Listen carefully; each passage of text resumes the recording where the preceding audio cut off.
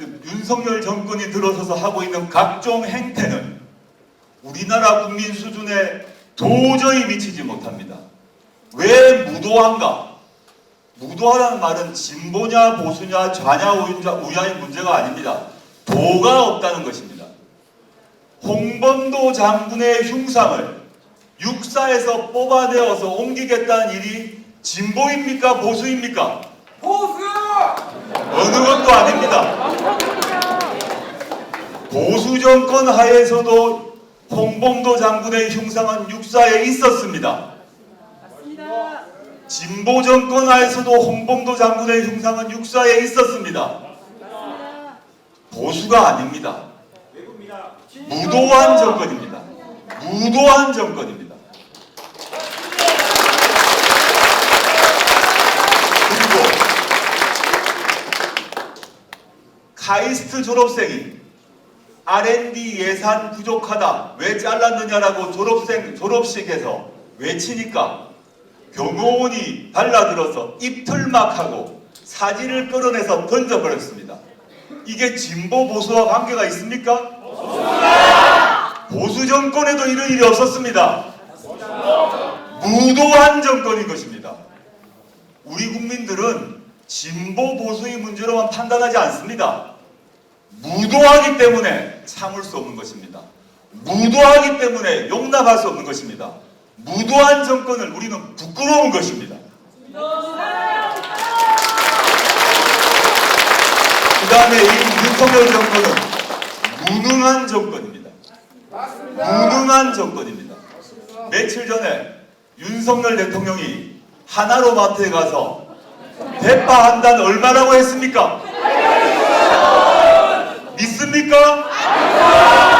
제주 어느 마트에 가서 대파 한 단이 875원짜리를 발견할 수 있습니까? 그 농협 하나로마트에서 대통령 온다고 할인 쿠폰 여러 번 써서 만들어 놨어요.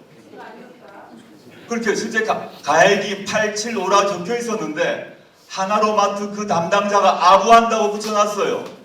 첫째, 그것이 875원이 맞다고 대통령은 믿었습니다. 바보입니다. 개념이 없어요. 무능한 것입니다. 청합니다. 그러면서 뭐라고 했습니까? 내가 장을 많이 봐봐서 아는데 라고 했습니다. 우리나라에서 남녀를 불문하고 마트에 가서 장을 한 번만이라도 본 사람이라면 대파 한 단이 875원이 맞다고 말하지 못합니다.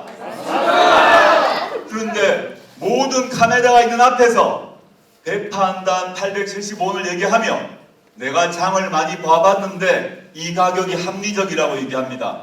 매우 비합리적인 사람인 것입니다. 이 무능함은 대파 한 단 가격에만 그치지 않습니다. 윤석열 정권 들어서 대한민국의 무역 적자가 무역 수지가 북한보다 못한 나라가 됐습니다. 북한보다 낮은 나라가 됐어요. 대한민국은 무역 대국으로 성장했습니다. 그런데 윤석열 정권이 한 일이 뭡니까? 없습니다. 중국 시장 잘라냈습니다. 러시아 시장 잘라냈습니다. 어떻게 중국 시장과 러시아 시장을 잘라내고 무역 수지가 잘 될 길을 바랍니까? 무능하기 때문입니다. 믿을 수가 없는 것입니다. 이렇기 때문에 저희가 처음부터 얘기했던 이런 식으로 경제를 끌고 가다가는 3년 뒤에 우리나라 경제가 어떻게 되겠습니까?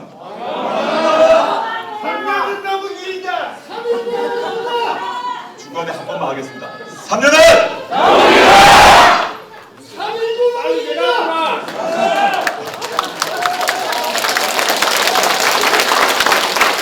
그리고 윤석열 정권은 무책임한 정권입니다.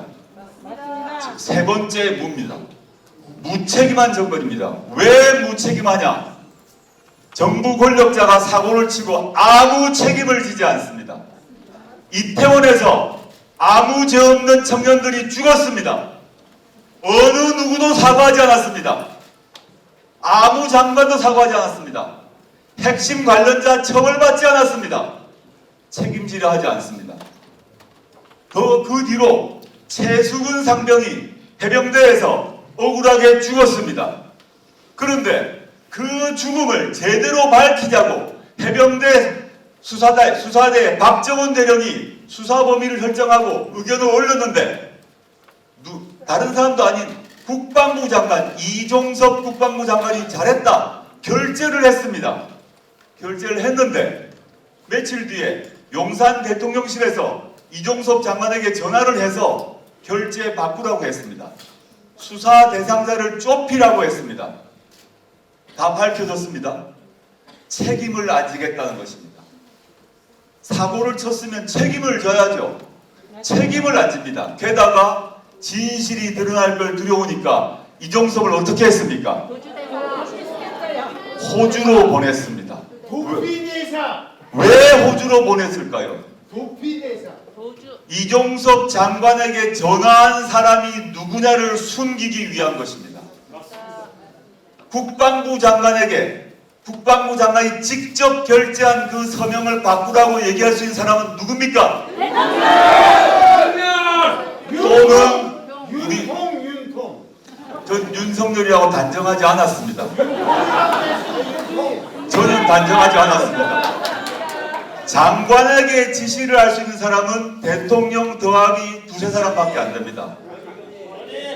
그런데 윤석열 대통령은 이종섭 전 국방부 장관이 해외 시키기 전에 인사검증을 하게 됩니다. 제가 청와대 민정수석 시절에 인사검증 책임자였습니다.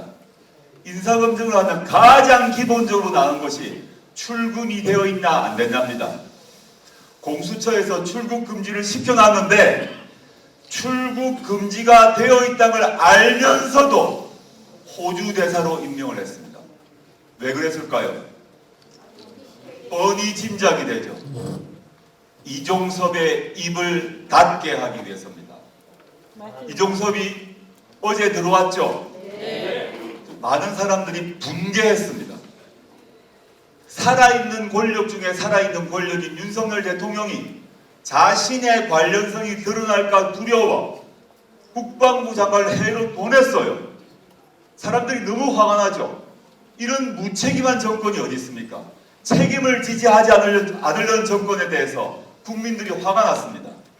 우리 조국혁신당도 즉각적으로 고발 조치했습니다. 며칠 뒤에 이종섭이 들어왔습니다. 이종섭이 들어오게 된 것은 윤석열의 결단이 아닙니다. 누구의 노력 때문입니까? 우리가 그를 끌어당겨온 것입니다. 우리가 그를 귀국시킨 것입니다. 우리 조국혁신당이 그를 데려온 것입니다.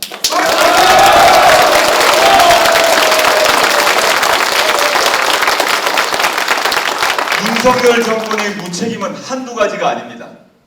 다 하려면 몇 시간이 흘러도 될지 모자랍니다. 네 번째, 윤석열 정권은 무자비한 정권입니다. 무자비하단 말은 물론 자기에 대해서는 항상 자기 편에 대해서는 온화합니다. 자신의 정적에 대해서는 무자비합니다. 다른 예를 들지 않겠습니다. 김건희 여사는 주가 조작 사건으로 한 번도 조사를 받지 않았습니다. 김건희 여사의 공범들은 1심에서 모두 유죄 판결이 났고 김건희 여사와 그 친모, 생모, 최은순 씨 두 사람이 합해서 23억의 수익을 났다고 검찰 보고서에 적혀 있습니다. 그런데 절대 소환하지 않습니다. 압수수색하지 않습니다. 그런 사이에 김건희 여사는 셀카몰이를 하고 있습니다.